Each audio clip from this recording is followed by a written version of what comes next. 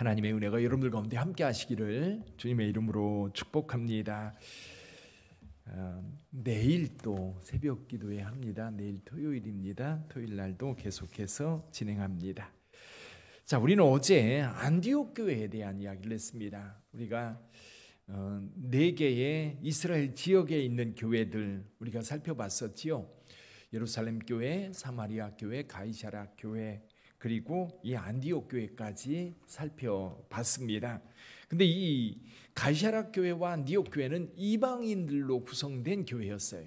근데 가이사랴 교회 같은 경우는 이방인들에게 복음을 전하는 것이 그때까지 금지되어 있는 것으로 유대 예수님의 제자들은 알고 있었는데, 성령께서 강력하게 역사해서 이방인이었던 고넬료의 집에 가서 복음을 전하고, 그리고 가이사랴 교회가 탄생하게 되었던 겁니다. 그리고 이 복음이 안디옥에까지 전파됐는데, 안디옥의 복음을 전한 사람들이 누구냐면 예루살렘 박해를 피해서 예루살렘을 떠났던 사람들, 그 사람들의 일부가 이제 안디옥까지 간 거예요. 빌립 같은 경우는 사마리아로 갔고요. 그래서 일부 사람들이 이제 안디옥까지 갔는데, 그 가운데 이 구르네 사람, 구브로 사람, 이런 사람들이 안디옥에 처음에는 유대인들에게 복음을 전하다가 헬라인들에게도 복음을 전했는데, 오히려 헬라 사람들이요, 이 복음을 강력하게 흡수를 했고 많은 사람들이 주님 앞에 나와 주님의 제자가 됐던 겁니다. 그래서 안디옥 교회의 특징이 뭐냐면 헬라인들에게 적극적으로 복음을 전했다. 가이사랴 교회는 성령께서 강권해서 전했던 교회였어요. 안디옥 교회의 특징을 보면 그곳에서 그리스도인이라고 하는 이름이 처음으로 붙었습니다. 뿐만 아니라 세계 선교를 향해서 선교사를 최초로 파송했던 교회, 그래서 세계 선교에 있어서 획기적인 역사를 이뤄냈던 교회가 바로 안디옥 교회였지요. 그럼 오늘 우리가 살필 교회는 에베소 교회입니다. 에베소 교회는 소아시아 지역에 있는 교회지요. 소아시아 지역에 7교회가 있고, 소아시아 지역의 7교회뿐만 아니라 드로아나 또는 이제 골로새 교회라든지 히에라볼리라든지 이런 여러 지역의 교회가 있었어요. 근데 그 중에 4개 교회를 뽑아서 살펴볼 겁니다. 오늘 먼저 살펴볼 교회는 여기 에베소 교회입니다. 에베소 교회는 어떤 특징이 있을까? 자, 에베소에 최초로 복음을 전하는 자는 누굴까요? 사실 누군지 불분명해요.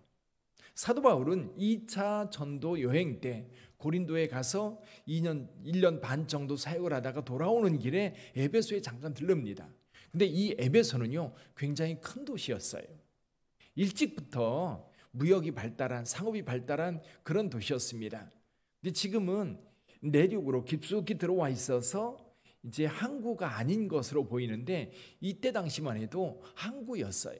그러니까 바다에서, 그리스 쪽에서 들어오는 그 배들이 이 에베소에 물건을 내려놓으면 이 에베소에서 내륙으로 들어가는, 그리고 내륙에 있는 이 물건들이 에베소에 와서 배에 싣고 그리스 각 지역으로 흩어지는, 그래서 항구 도시로서 이 상업이 무척 발달한 도시.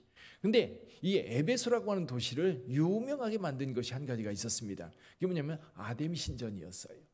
아데미, 풍요의 여신이지요. 풍요의 여신. 그래서 이 아데미 신전, 거대한 아데미 신전이 있는데, 고대 7대 불가사의한 건축물, 예를 들면 그 콜로세움이라든지 이런 건축물, 피라미드라든지 이런 것처럼 고대 7대 불가사의로 불릴 만큼 이 에베소의 아데미 신전은 대단했다고 합니다. 그래서 이 신전을 구경하기 위해서, 또 아데미 신에게 경배하기 위해서 많은 사람들이 이 에베소를 찾았던 겁니다. 에베소는 굉장히 번성한 도시였어요. 근데 이 에베소가요, 한 6세기, 5세기, 6세기부터 점점 사라져버려서 그 완전히 흙에 덮여있는, 완전히 매몰된 그런 도시였다가 지금은 그것이 다 개발돼가지고 많은 사람들이 찾는, 그래서 이 터키의 대표적인 관광지이기도 합니다. 자, 이런 에베소에 어떤 역사가 일어났습니까? 사도 바울이 2차 전도 여행을 마치고 에베소에 잠깐 들러요. 유대인들과 강론하다가 바울이 말합니다. 내가 때가 되면 돌아오겠다 하고 떠나요. 근데 바울이 떠난 이후에 여기에 또 한 사람이 오는데 누가 오느냐면 아볼로라고 하는 사람이 와요. 아볼로는 알렉산드리아 출신으로 이 성경에 능통한 자였고 예수님을 믿는 예수님의 제자였어요. 그러다 보니까 사람들에게 예수님을 전하는데 굉장히 열정적이었어요. 특히 사도 바울처럼 구약 성경에 해박한 식을 가지고 있었는데 이 해박한 식을 가지고 예수 그리스도를 통해서 예수 그리스도로 구약을 해석해서 사람들에게 예수를 전하는 그런 사람이었는데 아쉽게도 이 아볼로는요 성령 세례를 몰랐어요. 성령 세례를 모르고 세례 요한의 세례만 알고 있었던 겁니다.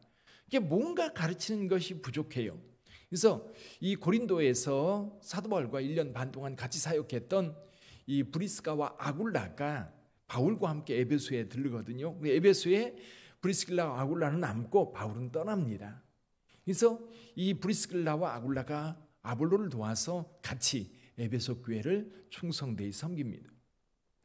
그러고 나서 사도 바울이 갔다가 제3차 전도 여행으로 여기 다시 들어옵니다. 여기 와서 구체적으로 복음을 전하는데 이미 예수를 믿는 자들이 있는 거예요. 그 예수를 믿는 자들이 있어서 그들에게 묻습니다.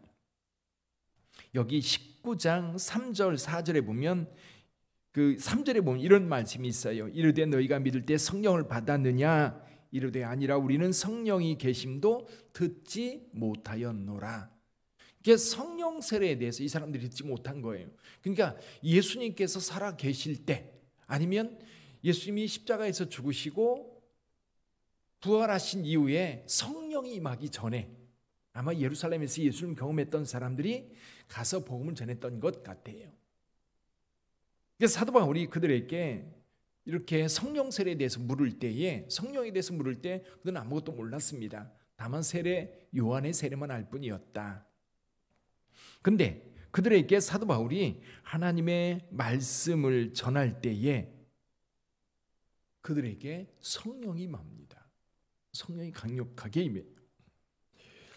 자, 이렇게 성령이 임하니까 그들이 방언도 하고 예언도 하면서 이 예루살렘에서 있었던 성령 강림 또는 사마리아에 있었던 성령 강림 아니면 고넬료의 집에 있었던 성령 강림 이 동일한 역사가 에베소에서 나타났던 거예요. 그래서 에베소에서 사도 바울이 이 유다 회당에서 3개월 동안 가르치는데 거기에 거부하는 사람들이 강력하게 거부를 했던 거예요. 나와서 두란노라고 하는 곳에서 2년 동안 하나님의 말씀을 강론했습니다. 여러분 에베소 교회의 특징이 뭐예요? 하나님의 말씀에 있었어요. 하나님의 말씀. 에베소 교회는 다른 어떤 것보다도 사도 바울을 통해서 하나님의 말씀이 선포되고 하나님의 말씀이 가르쳐질 때 성도들이 달라졌는데요. 에베소에서는 성도들만 달라진 게 아니에요. 도시 자체가 달라진 거예요. 도시 자체가 완전히 변화되었어요. 여러분 기독교 역사를 보면 여러분 말씀이 선포될 때에 개혁이 일어납니다. 말씀이 잊혀질 때 교회는 타락합니다. 말씀이 잊혀질 때 타락하고요. 말씀이 가르쳐지고 말씀을 배우려고 하고 말씀을 따라 살려고 하는 사람들을 통해서 개혁이 이루어집니다. 이게 중세시대에도요. 중세시대에 성서신학이 발달하지 않아요. 성경 읽는 것을 사람들에게 그 많은 경우가 많았고 사제가 아니면 수도원이 아니면 성경을 읽지 못했었어요.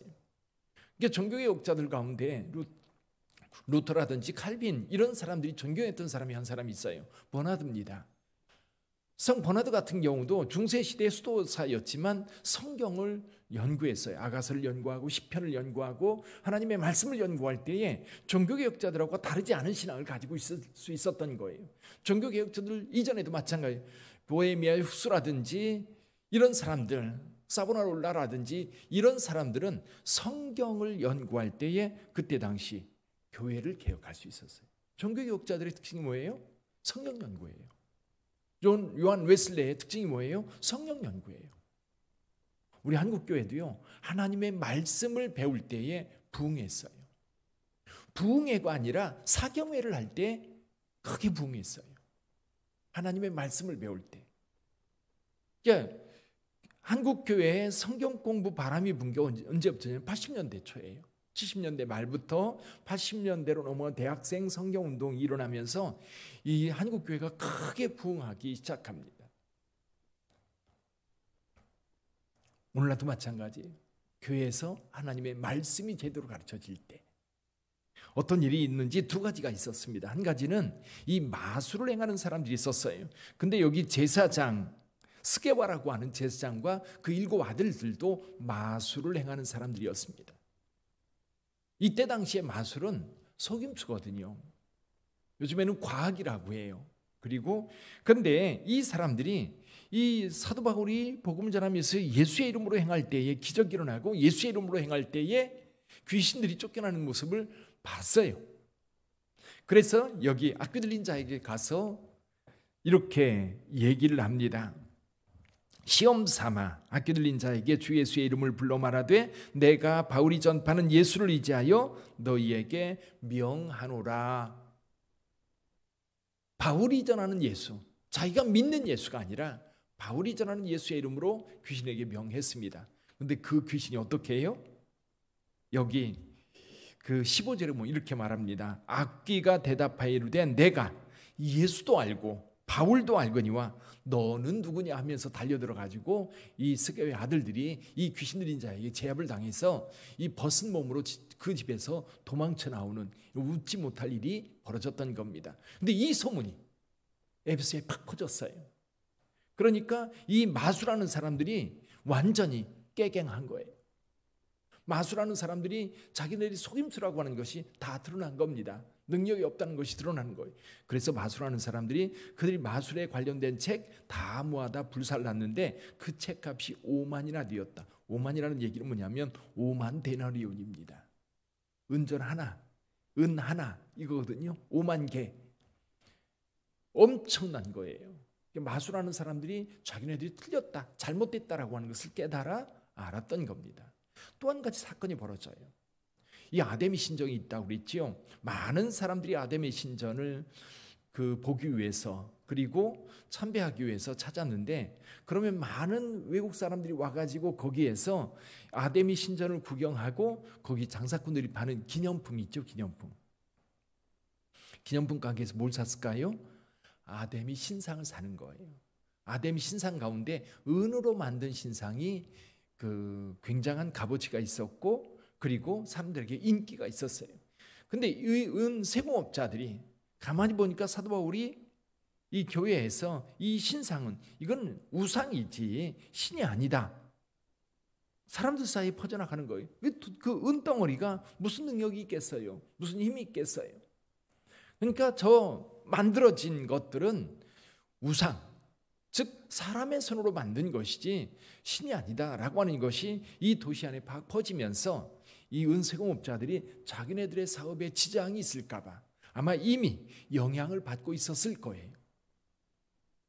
여러분, 아데미 신이 뭐라 그럴까요? 우습게 여김받고 그리고 이 신전이 사람들한테 없이 여김받을까 봐 폭동을 일으키는데 내면은 뭐예요? 장사가 안 될까 봐. 그렇죠? 그러니까 신상을 만들고 신을 만드는 그거는 여러분 섬기기 위해서가 아니에요. 자기 돈벌이를 위해서 만들었던 사람. 이 돈벌이에 영향을 주니까 폭동을 일으켰어요. 오늘날도 그래요. 오늘날도 동네에서요. 교회가 아무리 좋은 일을 해도 그 교회에서 좋은 일을 하는 것 때문에 동네 사람들이 영업하는데 돈벌이에 지장을 주면요. 폭동을 일으킵니다. 어떻게 폭동을 일으켜요? 공공기관에 고소해가지고 벌금 물게 하고 오늘날도 똑같은 거예요. 근데 중요한 게 뭐예요? 영향을 미치고 있다는 겁니다. 에베소 교회에서 하나님의 말씀이 선포될 때 사회가 바뀌었어요. 동네가 바뀌었어요. 그들의 삶에 지대한 영향을 주고 있었던 겁니다. 다시 한번 묻습니다. 저와 여러분들이 주님의 몸된 교회 빛된 교회를 섬기는데 빛된 교회 때문에 동네에 어떤 영향이 주어집니까? 선한 영향일 수도 있고 나쁜 영향일 수도 있어요. 물론 선한 영향이 됩니다. 그리고 여기에서 이 영향은 여러분 잘못된 거잖아요. 거짓된 이 마술을 행하는 사람들이 그들의 행위가 잘못됐다는 것을 깨닫고 다 내려놓고 우리 여기 그 세공업자들이 문제는 뭐예요? 세공업자들. 그들은 이게 우상을 만들어 가지고 돈벌이에 이용하는 거잖아요. 이것이 신이라고. 이것을 가지고 가면 아마 당신 집에 이거 사가지고 두면 이 아데미신이 당신 집을 축복할 거라고, 이거 사가면 부자가 될 거라고 아마 분명히 그렇게 속였을 거예요. 그렇게 얘기했을 거예요. 그런 것들이 거짓임이 드러나는 거예요. 여러분, 교회가 교회되면 사회가 바뀌는 줄 믿습니다. 우리 빛된 교회를 통해서 하나님의 역사가 일어나기를 원합니다. 그래서 빛된 교회, 하나님의 말씀 있는 교회, 그 말씀으로 세상을 바꾸는 교회가 되기를 주님의 이름으로 축원합니다. 우리 함께 기도합니다.